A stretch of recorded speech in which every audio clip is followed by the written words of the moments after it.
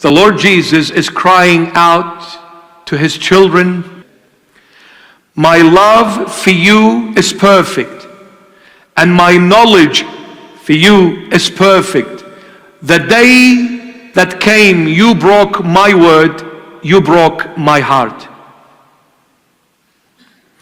You see, as one church father put it so eloquently, he said, the greater the knowledge is, the greater the love is.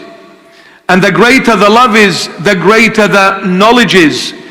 But the greater the love and knowledge are, the greater the suffering is. What leads to love is knowledge. I cannot claim to love someone I do not know. I can only love someone that I know. So what leads to love is knowledge. Without knowledge, there is no love. You can only love the one you came to know.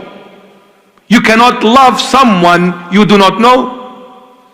So the greater the knowledge, the greater the love is. But the greater the love is, the greater the knowledge is.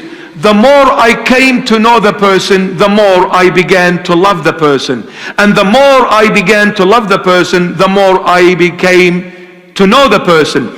But the more I loved him or her, and the more I knew that person and loved that person, the more I suffered. Suffering is only made possible where there is love and knowledge. If I don't know the person, I don't love the person, I'm not going to be hurt from that person if he says something painful. Who breaks you? The closest person ever to you. And who makes you the closest person ever to you? Are you worried about a stranger? Not. They can yell at me, they can tell me off, they're strangers, who cares? But when my sweetheart stabs me in the heart with a nasty word, I am shattered. And when my sweetheart tells me as a word that is sweeter than honey, I am built and I'm strong. Love. What broke God was love. And what made God to create us and everything was love. Love is the strongest thing ever to exist, and it is the weakest thing ever to exist at the same time. It is the strongest and it is the weakest. It is love what makes you strong, and it is love what breaks you and brings you down.